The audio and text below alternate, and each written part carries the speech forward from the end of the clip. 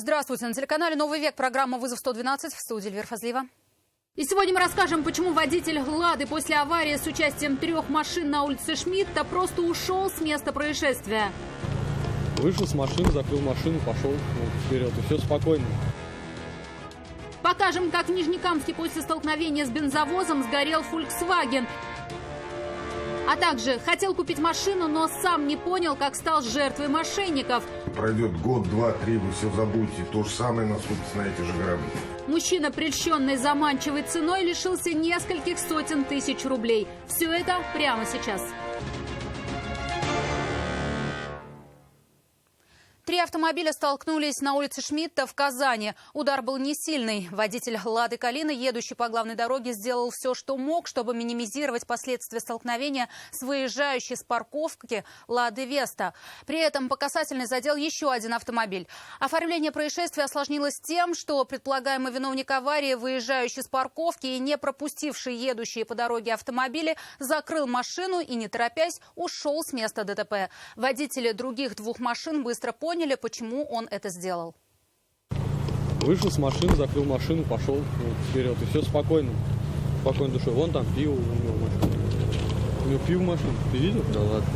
Водителей «Лада Калина» и «Фольксвагена» эта история почти сдружила. Судьба их свела в 18 часов 22 минуты и 57 секунд. Время столкновения зафиксировала камера видеонаблюдения, установленная на ближайшем доме и направленная как раз на дорогу. Запись подтверждает каждое слово участников аварии. Видно, что как только освобождается парковочное место, туда сразу же встает «Лада Веста». Водитель с пассажиром пару минут прощаются друг с другом на улице, потом автомобиль отъезжает. Он выезжал, я уходил от аварии, я его зацепил. Ну, задел, потому что мне некуда деваться. Я еду по правой полосе, а он выезжает с прилегающей территории. Ну, с парковки точнее.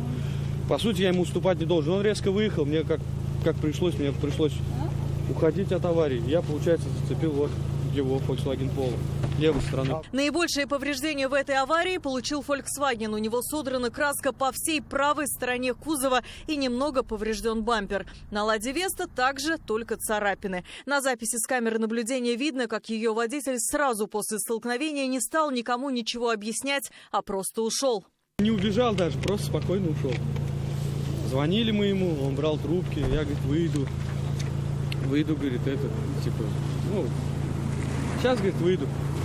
Я говорю, подходите, перезваниваю. Я говорю, вы вышли? Я, говорит, вышел во двор, вы где? Я говорю, вы придите на место ДТП. Он говорит, хорошо, говорит, сейчас буду. Ну, сколько уже прошло? 2 часа, наверное. Устав ждать, водители вызвали автоинспекторов. Последние объявили водителя «Лады Веста» в розыск. Участники аварии уверены, искать его не придется. Мужчина придет сам, как только исчезнет причина, по которой он ушел. Он не появится и все. Он не появится. Что ему? Да. Просто если его вызывать будут, он трезво придет и все. Что он? И никто не докажет, потому что факт ДТП, как он должен присутствовать. По видео ты же не скажешь, что он пьяный. Просто дверь закрыл, ушел. Скажет, я ничего не знаю, вы что, ребят? Вот камера висела на этом доме, слава богу. Они сказать только скрытие, потому что факт опьянения доказать невозможно. Теперь водителю «Лады» грозит лишение водительских прав на срок до 1,5 лет за оставление места ДТП. А степень вины водителей будут устанавливать на разборе в автоинспекции. Алия Хайрудинова, Дарья Кореева, «Вызов 112». А 34-летний водитель «Тойоты Камри», житель Заинска, уйти от своего автомобиля не успел. Автоинспекторы остановили его на улице Назарбаева и заметили у мужчины признаки опьянения. Ему предложили пройти экспресс-тест на наличие алкоголя в крови и потом проехать в больницу для медицинского освидетельствования, которое может выявить наличие в крови запрещенных веществ. Присутствует 2 полицейских. Предлагаем вам пройти освидетельствование на прибор алкотестер. Согласны? Либо не согласны? Алкотестер прохожу, не показывает, уезжаю. Нет, после чего будет предложено вам проехать в медицинское учреждение. Для так и так проехать, правильно? Так и так придет. Да. Вы правильно понимаете. Разумеется тогда сейчас. Потому что отец опаздывает в аэропорт. Отец опаздывает в аэропорт, и я не успею его увезти. С чем я отказываю. От прохождения метод следствия. Отцу водителя до аэропорта придется добираться альтернативным способом. Автомобиль эвакуировали на штрафстоянку, а водителя отстранили от управления транспортными средствами. В ближайшее время его ждет суд, штраф в 30 тысяч рублей и лишение прав на срок до 2 лет. К слову, за год этот водитель 76 раз привлекался к ответственности за нарушение правил дорожного движения. Всего за минувшие сутки в Казани задержаны 8 водителей, севших за руль с признаками опьянения. 64-летняя женщина попала в больницу с переломами, пытаясь рассмотреть, не видно ли на горизонте автобуса, которого она так ждала. Обзору с тротуара мешал припаркованный у края проезжей части грузовик, и женщина вышла на проезжую часть, чтобы взглянуть на приближающийся транспорт без помех. В это время 42-летний водитель кроссовера двигался задним ходом и, видимо, не ожидал, что на проезжей части может быть человек. После наезда пострадавшие сразу же вызвали скорую помощь. Женщину госпитализировали с диагнозом «закрытый перелом правой плечевой кости». Чуть позже ее отпустили на амбулаторное лечение. Иномарка врезалась в бензовоз и загорелась. ДТП произошло сегодня утром в Нижнекамске в районе промышленной зоны на автодороге Южная.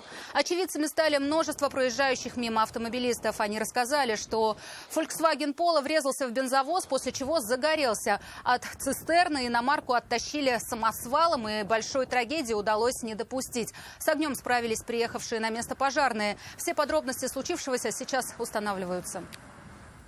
Хотел купить машину, но остался у разбитого корыта. Житель Нижнекамска в поисках выгодного предложения в одном из мессенджеров увидел продающийся автомобиль своей мечты по цене, о которой и мечтать не мог. Решение о покупке принял мгновенно и, получив все данные автомобиля, перевел продавцу предоплату. Теперь успокаивает себя тем, что вовремя распознал обман и потерял далеко не все, что мог. Только на своем опыте. Кто бы вам что ни говорил, да вот мы вот сейчас тут скажем, и вы поведете себя по-другому. Да и не будет. Пройдет год, два, три, вы все забудете. И то же самое наступит на эти же грабли. Еще пару дней назад он не понимал, как можно попасться на удочку мошенников. Схемы известны, их намерения понятны. И продолжительные выуживания денег в обмен только на обещания, считал, с головой выдают аферистов. Но когда они добрались до него, сам с радостью шагнул в их ловушку. Наживкой стал автомобиль. Прельстила низкая цена. Они ведут абсолютно разумную с вами диалог, и в котором они обоснованно рассказывают, что да, вот мы делаем так-то, поэтому наша цена дешевле. Объявление о продаже автомобиля потерпевший нашел в канале одного из мессенджеров. Машина якобы конфискованная, поэтому цена ниже рынка. Всего 1 400 000. 325 тысяч мнимые продавцы запросили в качестве предоплаты. Покупатель, ничего не подозревая, частями переводил им деньги, пока не настал момент X. Все, машина приехала ваша, она в России. Мы сейчас ее загоняем в терминал таможенный. Я прошу скинуть документы, квитанции на оплату. Они начинают скидывать, я смотрю, что в квитанции ВИН стоит не тот, который я просил изначально. Прислали не изначально. То есть я изначально попросил ВИН номера автомобиля, они его скинули, я его у себя оставил. Причем предыдущие они стерли. Тоже могло бы намекнуть на то, что проблема. Но тем не менее. И после того, как я сказал, что вот ВИН не совпадает в документах на оплату таможни и то, что вы прислали. На что все сообщения и общение со мной были прекращены. Сначала вроде бы выгодная сделка для 56-летнего мужчины закончилась потерей сбережений. И вместо радости от выгодного приобретения машины, расстроенный и без денег, он пошел в полицию с заявлением об обмане. Полиция Нижнекамска напоминает, чтобы не попасть в такую ситуацию, всегда при предоставлении залога нужно составлять письменную расписку, в которой должны быть указаны паспортные данные автовладельца, место прописки и вся информация об автомобиле. Ни в коем случае не рекомендуется перечислять деньги на электронные кошельки или банковскую карту. Передачу денежных средств желательно осуществлять только лично в руки. Этот мужчина стал 482-й жертвой мошенников только в Нижнекамском районе. Именно столько человек обратились с заявлениями в полицию за 2 месяца этого года. Вероника Гайнудинова, Вера Муратова, вызов 112. Это все, о чем успели вам рассказать. Обо всех происшествиях вы можете сообщать нам по телефону 570 50 50 или на мобильный 8 98 69 112 112. Также мы доступны в социальных сетях. Присылайте видео, снятое вами. В студии была Эльвира Фазлиева. До встречи и не бросайте вызов судьбе. Вдруг она его примет.